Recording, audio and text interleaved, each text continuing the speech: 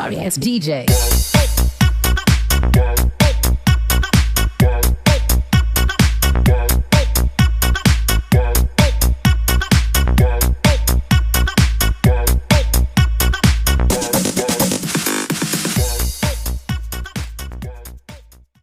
Hi guys! Good morning! So, welcome back to my channel and good day sa inyo lahat. So, for today's vlog, ang gagawin ko ngayon ay mag-unbox ako ng aking bagong microphone! So, ayan! So, actually, kararating lang ng microphone na in-order ko online. So, ngayon, of course, nabuksan ko na siya at ito yon! MiniGun. MiniGun. Nakikita mo ba yan? Ito siya. MiniGun. So, kararating lang niya. At actually, nabuksan ko na siya para alam ko naman kung anong laman bago ko siya pakita sa inyo or bago ko siya gawa ng vlog. So ito yung unboxing which I already unboxed the box. Ganun yun. So, okay, maliit lang siya. Actually, it just cost 1,300. So, of course, aside sa unboxing, ito testing natin siya kung worth it ba yung pera na nagastos ko dito.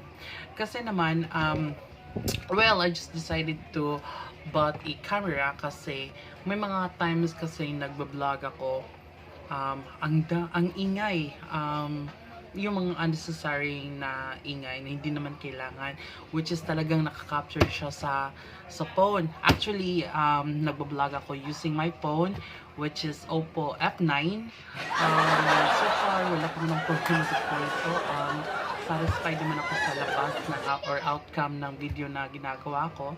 So, okay, hindi ko na pa tagalin. So, again, it's MiniGun. Directional video consider microphone. Model SDMM1. So, nabili ko siya dito sa Shopee. So, ito na siya. Unang bubungad sa inyo ay ang casing niya or ang lalagyan niya, which is I really like kasi gawang leather siya. Kung to na ba ito siyang leather ba? Ganun siya. Ito yan. Ito yan. So aside from this manual, mga manual na aminin nyo, hindi nyo binabasa every time bumibili kayo ng mga gamit. Especially once you're familiar na sa product, like phones. Sino ba nagbabasa ng manual? Parang wala naman yata. So next ay ang ito.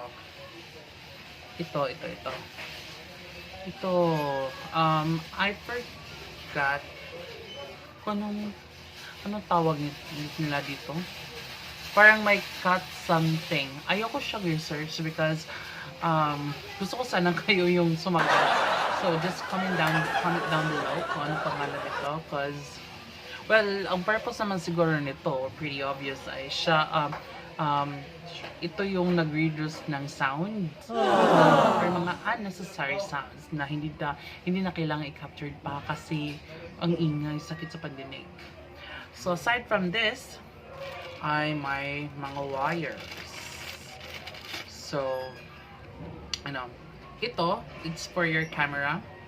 Yes, sa camera, tsaka sa microphone. At tsaka ito, yung mga or yung mga taong gumagamit ng cellular phone, kagaya ko. So, yeah, ito siya. Tapos, ano pa? Yung mountain bracket niya. Mountain bracket. Of course, para naman secure kung ikakabit mo yung microphone mo sa kung saan man gusto mo ikabit. Okay? So, last ay yung microphone niya. Ito. So, nagsasalita na ako ngayon. Actually, maririnig nyo naman siya kung na-edit ko ng video na to. Tingnan natin kung may pagkakaiba ba nung kinabit ko siya sa phone ko compared sa wala pa akong microphone nilagay. So, actually, madali lang to eh. Pinaka-basic nito ay ito. Yeah, may microphone. Tsaka, connect to the phone. Simple. Like a mizam, bomb. Okay, so may mic na ako. As you can see, nakakonect na siya sa phone ko. Sad to say, ang baba ng mic. Or, yes, ang napaka-short ng wire na to. But, let's see. Hello? Hello? Mr. DJ? Hello? Mr. DJ, can I make a request? Pwede ba yung love song ko? Meow. Parang hello. Hello mga kababayan ko. Yes.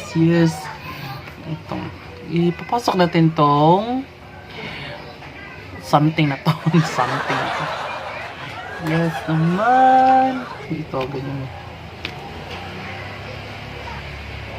Hello. Mic test. Yes, Cow Greenpeace. Nasaan ka man? Hindi ko kayaang limutin kita. Masdan mo. Oh, ano daw? Masdan mong lumuluha ang aking mga mata.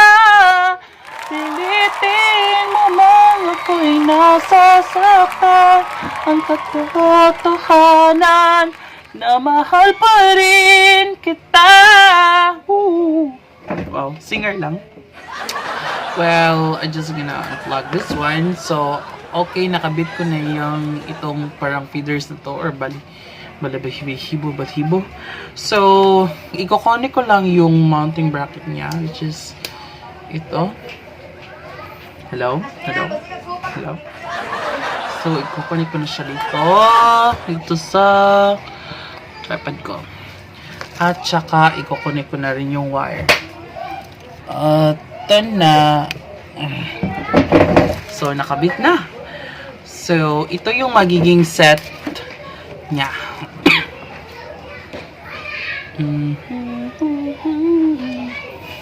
So, ito yung set kung paano na ako nag-vlog. Ito na yon. Actually, pwede mo naman siyang ilagay dito sa right side. Depende kung anong klaseng pad yung ginamit nyo. So, ito yon. So, hi. Ikaw ginay, hi. So, well, gusto ko sanang i-answer yung mga tao na they just like asking me why now. Sa haba naman siguro ng panahon na, well, we love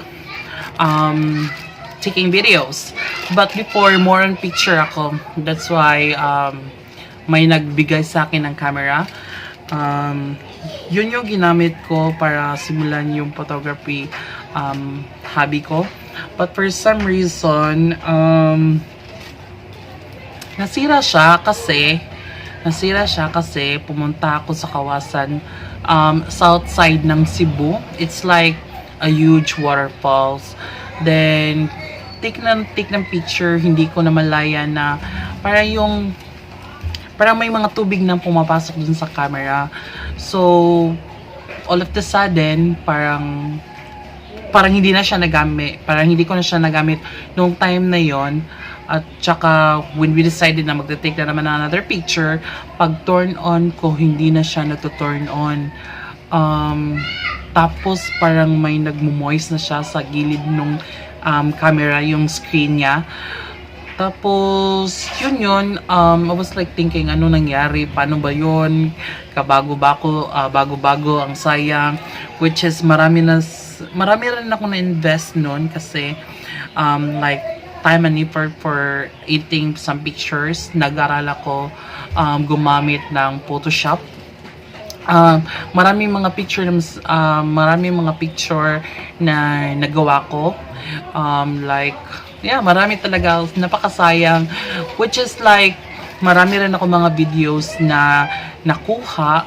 So, nakakapanghinayang lang kung saan ako nag-decide na i-push talaga tong kung pasukin yung YouTube industry. Wala na yung camera ko, phone na lang. But as what they say, if you really want to have a career here in YouTube, mas maganda siguro na mag-start ka sa pinakababa. Creating videos in my own content, maybe like let's start to assemble equipment, like yung phone ko na lang yung ginagamit ko. Then nag-invest na naman ako for this mic. Actually, I already ordered ring light. Gagawa rin ako ng YouTube for unboxing. Tapos gimbal na siguro yung for stabilizer ng camera para naman mag-vlog ako sa street, hindi siya magulo or something. So, why joining YouTube? Ano to, interview? well, why joining YouTube? For me, siguro, I think passion ko na rin to. Siguro naman sa maraming YouTuber dyan, nagsisimula or sikat na, I think passion rin nila siguro na gumawa ng videos because actually, once you upload a video, palagi mo siyang tinitingnan, para nakakasawa. But you know, after 5 years or 10 years maybe, tapos balikan mo yung video na ginawa mo, talagang lakas maka-throwback niya. Ganun yung impact na yun kasi yung may mga videos ako nire-review. Ang sarap talaga, especially when you go somewhere like outing or yeah, kung saan man yan. Taking pictures is really nice, but taking videos is more nicer. Kasi maaalala mo talaga yung itsura ng lugar, yung mga pangyayari, yung mga banding na ginawa mo with your friends, with your family. So, parang ginawa ko si YouTube as my gallery na siguro. Aside for, marami, hindi natin, I can't deny the fact that marami talaga mga YouTuber na nag-YouTube because of the money. But for now, maybe that one of my reason siguro in the future, pero wala pa sa isip ko yan. What I want is like uploading a lot of videos, memories or something, getting a lot of friends siguro, getting a lot of friends because YouTube marami ka talagang makikilala. So yeah, so hopefully kayo kayo siguro mas nice na mag-upload na rin kayo ng mga videos kasi talagang maganda siya as one of our tools na lang siguro to review our past in the future. For example, itong video na ginagawa ko, maybe after 3 or 5 years, titingnan ko siya ulit. Parang ang saya sa feeling siguro because you can go ahead and compare yourself before, or you can compare yourself from like 5 years ago at saka yung ikaw na mismo ngayon. So, ini-encourage ko kayo na mag-start na rin kayong mag-YouTube or something, or kahit hindi naman siguro sa YouTube, even sa Facebook lang. But kung ikaw, ang passion mo talaga ay to blog, to create or mag-edit ka ng videos, why not YouTube? Maraming gumagawa ngayon nito, especially today na ang easy na talaga maka-access ng internet connection. Wifi ka lang, mag-load ka lang ng data mo. It's really nice. So, actually, ang totoo nito, gawa-gawa ko lang story ito kasi I'm just testing my microphone. Hopefully that sabayan nyo ako. Just join my journey, please. Siguro naman, you can go ahead and join my journey because 100% ko na talaga siyang gagawin. I really love joining YouTube na talaga. So for those people na nag-support sa akin, thank you so much. And I hope that hindi kayo magsawa. And then those people na gusto ang yung like nanonood ngayon, yeah, I'm asking you, or I'm asking you. If you love to subscribe my channel, then that would be really nice for me. So subscribe na. So guys, later gagawa ko ng another unboxing. Mukbang. Yes, mukbang. And unboxing kasi ng ring light siguro. But well, thank you for joining me, and thank you so much. Goodbye everyone.